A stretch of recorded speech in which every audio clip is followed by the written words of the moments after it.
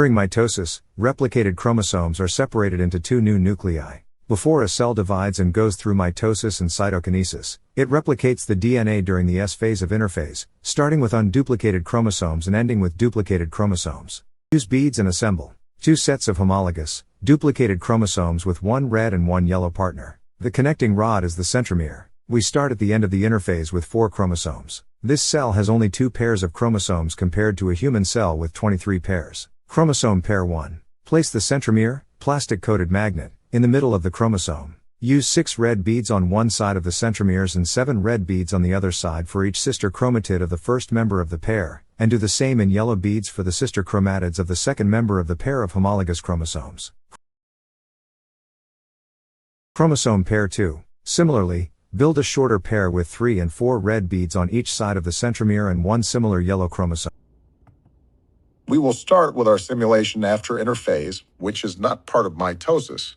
Interphase was initially thought of as the resting phase between mitotic cell divisions. During this phase, the cell prepares for mitosis. This stage is divided into the G1, S, and G2 phases. The cell grew during G1 and G2 and replicated its DNA during the S1 phase. During prophase, the chromosomes condense. This is the first stage of cell division.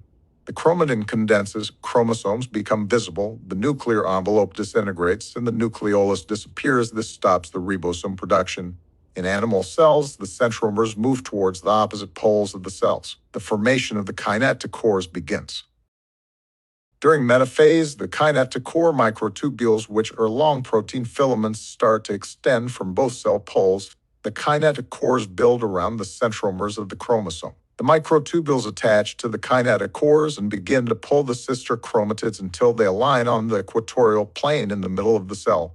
During anaphase, each of the duplicated chromosomes separates into unduplicated chromosome. The sister chromatids are separated simultaneously at their centromeres by the kinetochore microtubules. The former sister chromatids are now unduplicated chromosome. The kinetochore microtubules are now called the mitotic spindle. Telophase is the final stage of mitosis. The unduplicated chromosomes, the former sister chromatids, are now located at the opposite poles of the cell. The spindle fibers break down, the new nuclear envelope forms, and the chromosomes relax, meaning that they uncoil and the X-shaped structure dissolves. Telophase and cytokinesis may overlap. Cytokinesis, which is not part of mitosis, divides the cytoplasm of one single eukaryotic into 2 daughter cells. In animal cells, microtubules stabilize, the mitotic spindle reorganizes, and a cleavage furrow forms. A contractile ring pinches the cell membranes inwards until the cells divide. In plant cells, the cell wall is rigid and the cell divides into 2 cells by forming a new cell wall. Already during the telophase, a cell plate forms across the cell in the location of the metaphase equator. Golgi vesicles fuse to form a phragmoplast. The vesicles combine from the center toward the cell walls, and the plasma membrane fuses, dividing the cell into 2 cells. In each case, mitosis followed by cytokinesis results in 2 genetically identical daughter cells.